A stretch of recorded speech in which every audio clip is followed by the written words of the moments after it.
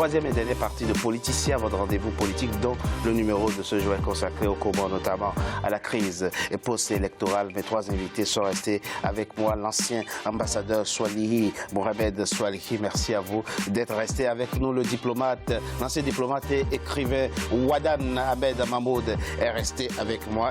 De même, Kissa Abdou Salami, vous êtes membre de la mouvance présidentielle comorienne. Merci à vous trois. Troisième partie, j'ai pour coutume de consacrer la troisième partie à la recherche des pistes pour sortir de la crise. Et à propos crise, on le voit déjà, il y a une véritable crise post-électorale qui naît déjà avant même que le processus électoral n'aille à terme. Je l'ai dit 3 mois déjà, en tout cas, c'est ce que nous dit le ministre de l'Intérieur et plusieurs blessés. Comment on en sort? Je pense qu'on peut faire gagner le peuple comorien en menant une diplomatie graduée, afin d'aboutir à un format convenable.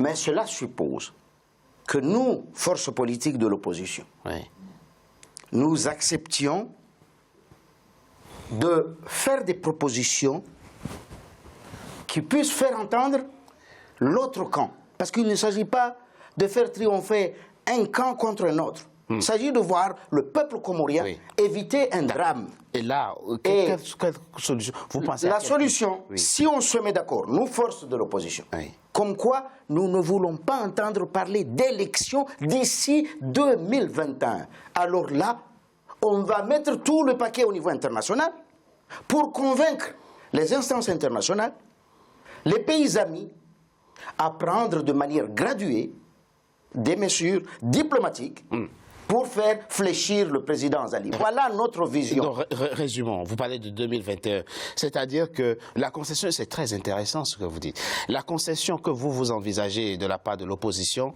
c'est d'accepter que le président Azali Assoumani reste au pouvoir dans le cadre d'une transition où on fait des élections en 2021, c'est ça? Oui, pour donner la tournante à nos frères anjouanais. Pour revenir... Cela veut dire, pendant ce temps, on revient au mécanisme. Parce qu'il faut partir d'un postulat, selon nous. Les institutions émanant du référendum du 30 juillet 2018 sont nulles, non avenues pour nous. Pour vous. Et à partir de là, les compétences des gouverneurs, les compétences des institutions insulaires, même la Cour constitutionnelle va revenir et on va supprimer cette Cour. Monsieur Lamassa, faut-il aller jusque-là? Faut-il aller jusque-là ou bien entrevoyez-vous une autre forme de solution politique pour éviter la déflagration qui visiblement s'annonce dans votre pays?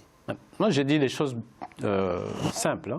Nous sommes en pleine crise post-électorale qui est même annoncée préélectorale dans le rapport que vous venez de citer, où il est bien dit que ce climat vient du référendum, mais je ne veux pas revenir là-dessus. C'est le rapport qui le dit. Ce que je dirais, c'est que nous avons des institutions. Respectons-les. Absolument. Il y a un gouverneur d'Anjouan élu, on le met en prison, remettez-le, ce gouverneur élu. On ne remplace pas un gouverneur par un gouverneur nommé. Ça, c'est une chose. Il y a un climat d'apaisement à mettre en place. Libération des prisonniers politiques. Troisième chose... Notamment l'ancien président Ahmed Abdallah. Oui, tout le monde. Les prisonniers politiques. Et, y compris s'il doit y avoir des enquêtes, moi j'insiste, des enquêtes internationales sur l'ensemble de ces questions. Nous sommes prêts, y compris sur la question de la citoyenneté économique, que la réalité d'un programme vérité et réconciliation puisse être menée. En commençant dès aujourd'hui la libération de M. Campagnard, qu'on dise où il est. Et enfin, si je peux me permettre, bien sûr, le processus électoral comorien a prévu en 2020 des élections législatives. Que ces élections-là soient organisées dans un cadre normal, transparent, éthique, et on verra qui peut parler de majorité. Avec une CENI incontestable. Hein. Absolument. Puisque visiblement, même les recommandations des observateurs disent qu'il faut revoir effectivement... Et je rappelle que dans tout cela, il doit y avoir une Cour constitutionnelle qui ne soit pas nommée par une seule personne. Vous dites quelque chose... Vous êtes en train de faire des propositions qui laissent conclure quand même que vous n'avez pas en face une opposition radicalisée.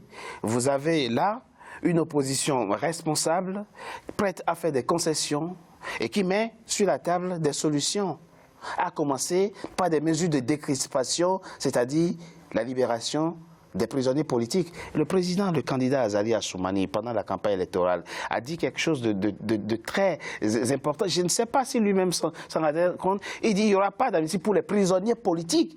Ça veut dire qu'il reconnaît implicitement qu'il y a au Comores des prisonniers politiques. Alors, voilà venu le moment où il faut prendre des solutions.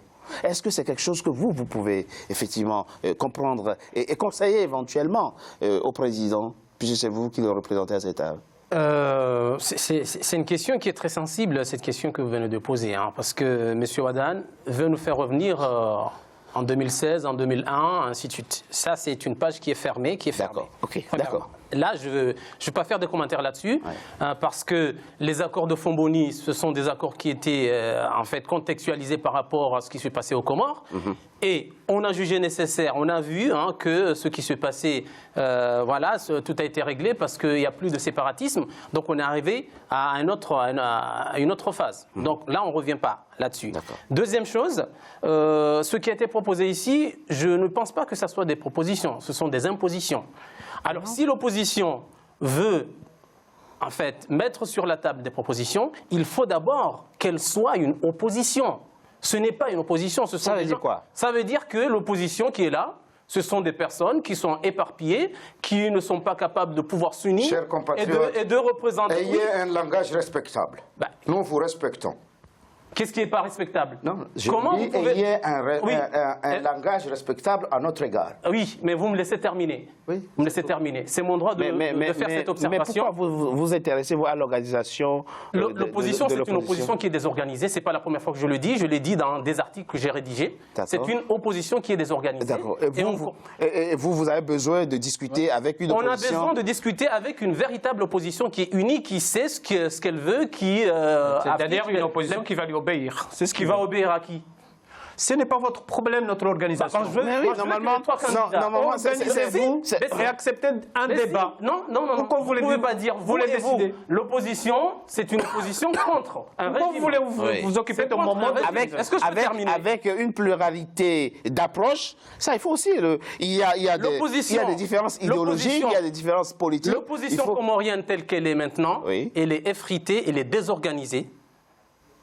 On l'a vu, avec le seul parti qui se considérait comme étant le premier parti politique, le Djoua. On a vu qu'il y avait 3 candidats. Vous vous rendez compte de ce que vous dites, M. Abdou Salami? Vous êtes en train de nous expliquer ici... Il veut un parti unique, un deuxième parti unique. C'est pas ça ce que je dis, M. l'ambassadeur. Que pour que vous discutiez... Mais c'est très à la fois paternaliste et infantilisant ce que vous dites. Pour que vous discutiez avec l'opposition, il faut qu'il soit organisé, il faut qu'il soit uni. Mais l'opposition est plurielle. Vous avez une opposition plurielle. Je veux faire une petite observation. Maintenant, si vraiment l'opposition était crédible, si l'opposition était unie. Crédible par rapport à quoi? Crédible par rapport à ce qui se passe maintenant.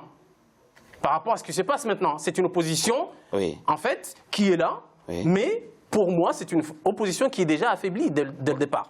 Vous voyez les résultats des élections. Est-ce que je peux lui faire une proposition simple pour avoir une opposition normale, un pouvoir avec un grand parti, et une opposition dispersée? D'accord, j'accepte. Je lui fais une proposition simple. J'accepte, mais vous me laissez terminer. Je lui fais une proposition simple. Allez, on n'a pas assez de temps, parce qu'on n'a pas assez de temps. Alors, allez-y très rapidement au point auquel vous voulez aboutir. Voilà, je voulais vous faire une observation. Vous voyez maintenant, le colonel Campagnard, c'est celui qui est à la tête de ce fameux Conseil national de transition, et pourtant, il a été devancé par 3 candidats. Alors, ça, il faudra bien observer cela. Oui, on est dans Deuxièmement, regardez, même si vous m'avez interrompu, regardez les manifestations qui se sont déroulées à Moroni. Les manifestations de femmes. C'était qui? Observez ces femmes-là. Regardez qui y a écrit la une qui a été censurée. C'était qui? C'était des proches de Campagnard. C'est une journaliste qui s'appelle Faiza Soulé, avec en fait des membres de sa famille, des femmes, qui se sont regroupés tout simplement parce que pour eux, c'est Campagnard. Sinon, pourquoi Maître Mahmoud n'a pas revendiqué quelque chose? Votre solution pour une décrispation, c'est ça le plus important dans la solution, le président Azali a toujours été ouvert pour un dialogue. Le président Azali a toujours tendu la main. Il l'a fait depuis les assises, le référendum jusqu'à maintenant. Donc, ce n'est pas à l'opposition de venir proposer, imposer déjà. Le président Azali est ouvert. Alors, libération des prisonniers politiques, c'est quelque chose auquel vous pouvez... Pourquoi on libère les prisonniers? Pourquoi on libère les prisonniers politiques? Pour apaiser. Les prisonniers politiques. Pour trouver un climat d'apaisement. Non. Il y a un adjectif là que vous avez rajouté, prisonnier politique. Oui, le président l'a... Est-ce que vous savez ce qu'on entend par un prisonnier? Ah, mais le président l'a dit aussi. Et c'est ça que je vous disais. Le président, pendant la campagne, a dit il n'y aura pas d'amnistie, il n'y aura pas de grâce. Il n'y aura pas de grâce présidentielle pour les prisonniers politiques. Ça, c'est le président qui le dit. Ça veut dire qu'il reconnaît qu'il y a des... S'il donne la grâce ou pas. On peut espérer. C'est son droit. Ça revient de son droit. Merci. Je vais lui faire une proposition puisqu'il a un grand quelques secondes. Oui, quelques secondes. Les dernières élections où il n'y a eu aucune difficulté dans notre pays se sont déroulées en 2006. Avec Campagnard à la tête. S'il vous plaît. En 2006. Et qu'il n'y a eu aucune contestation. Et elles ont été organisées avec une présence des forces armées africaines. Et les forces armées comoriennes étaient cantonnées dans les casernes. Ouais. Et il n'y a eu aucune contestation. Ouais. Et ces élections-là, serait-il prêt qu'elles soient organisées de cette manière-là? Et là, il verra s'il y a une opposition dispersée. Et il a lui aussi un grand parti. Mais vous dites une partie, vous laissez l'autre parti. Monsieur l'ambassadeur. Vous avez oublié de dire qu'il y a des candidats qui ont des idées. Ahmed Wadan Mahmoud, merci à vous d'avoir participé à cette émission. Issa Abdou Salami, merci à vous également d'avoir participé. C'est moi qui vous remercie. C'est un débat qui s'ouvre par rapport à la crise post-électorale dans votre pays. Et les Comores, de toute évidence, vous avez la responsabilité de ne pas fracturer davantage votre pays, de ne pas l'abîmer. Les générations à venir vous jugeront sur ce que vous ferez aujourd'hui de votre pays. En tout cas, merci. Merci à vous. C'est la fin, mesdames et messieurs, de Politicia, votre émission politique que je vous remercie d'avoir été nombreux à suivre. Restez toujours fidèles au programme d'Africa 24. À très bientôt pour un nouveau numéro de Politicia. Merci à vous. Merci.